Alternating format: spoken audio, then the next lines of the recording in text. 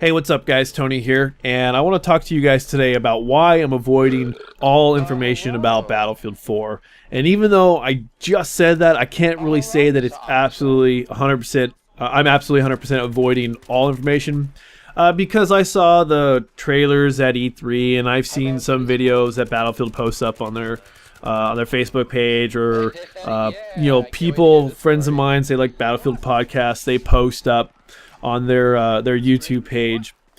So I haven't completely avoided stuff, but I'm being very selective about what I watch and what I take in. And it's for a very, very simple reason.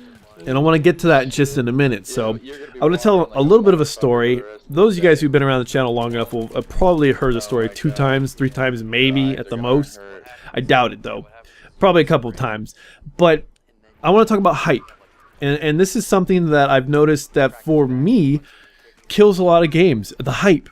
And it's the same way with movies or any other form of entertainment. There's a certain level of hype that is as put out there by the entertainment industry, and one of two things happen: either the product lives up to the hype or it dies. And of course that is entirely dependent on the person. Say like a movie like, I don't know, we'll say Spider-Man, the Amazing Spider-Man movie. We'll take a movie for instance. In this case, some people loved it, some people hated it. And for those people who hate it, the movie did not live up to the hype. The same way, you know, opposite it goes. It's true for the people that loved it. It lived up to the hype. So there's this hype machine that you guys know. You guys see it. You see trailers, you see previews, you see, for gaming, you'll see breakdowns of trailers. So there's a lot of things that go on, and people are talking about a certain product. In this case, Battlefield 4. For me, I've been burned by the hype machine when I was a Call of Duty player, and I really have to preface that because I wasn't specifically and only a Call of Duty player, but while I was on console for a couple of years, Call of Duty, I started at Modern Warfare 2. I'd played all my previous Battlefield and Call of Duties on PC before moving to a PS3 in like 2009, 2010, I think. Anyways, the point is though, is that when I played Modern Warfare 2, I got into that game, and that was during that year, I was really wanting to get into YouTube. And so I started to follow YouTubers, I started to follow games. Black Ops came around, and I followed that more closely than I did anything else.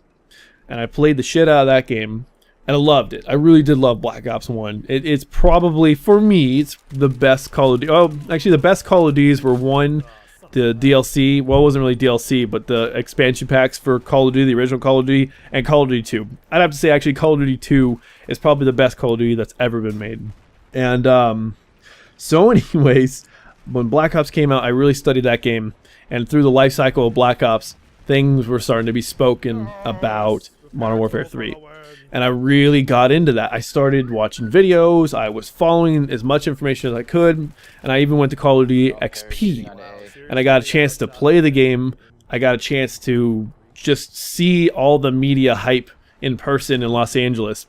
And it was really exciting. And I was really excited for Modern Warfare 3. I mean, so excited because I was experiencing all this stuff. And I even got a copy early. I had my copy of Modern Warfare 3 was at my house at 3 o'clock the day of release. So technically it came on the day it was released, but it was still early because it wasn't midnight. So I guess it was technically the day before. So midnight release, I got it at 3 o'clock. Anyways, I jumped on, I could play online before anybody else could. And I ate up that whole thing. But the game for me was such a letdown. It was such a letdown, and I was utterly disappointed with it.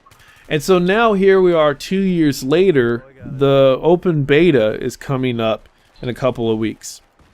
And I have done little to no research about the game. I've seen things, barely, just clips. I've heard some things, but I really haven't started to break down the game like a lot of people have. And there's really just one simple reason for that. And the reason is I want to be excited. I want to be able to get that game and not know everything about it. I want to be able to discover. I want to be able to make mistakes. I want to be able to be like, oh my god, did you see that that's in this game? With the genuine excitement of a child. I know I'm going to have friends that are going to be like, yeah, I knew about that 4 months ago. Where were you? And I'm going to be like, I'm here living my life and experiencing this now. Like, you don't have to know everything about the game before it comes out. And I don't know why. And I see this all the time when, because I'm a big comic book guy and I like the comic book movies. Marvel's doing a great job with the movies. DC's doing a good job with what they've done with their comic franchise in the movies. But I don't need to know the plot. I don't need to know what good guys and bad guys are in the movie. I just want to go there, sit down, spend 2 hours of my life, and either be thrilled and entertained or utterly disappointed. And I don't know if you are like that as well. I just don't need to know every single aspect of a game that has yet to be published. It's in development, the game will come out, and I want that Christmas feeling. And I've said that before. I've used the same analogy. I want to have that Christmas experience. I want to be completely, utterly thrilled, excited when I go down to GameStop and I pick up my copy of Battlefield 4. Or I guess when it starts downloading from Steam as well. I'm not entirely sure which direction I'm going with my Battlefield 4 playing, but I guess it will be a mixture of PC and PS3 'cause I'm not going to pick up a next-gen console for, I don't know, maybe a year, maybe sometime next summer. I'm not entirely sure yet. But I want to know from you guys, are you guys out there avoiding all this information or are you eating it up? So I'm interested to see what you guys have to say in the comment section below. And as always, thanks for watching, thanks for subscribing, and I shall talk to you guys later.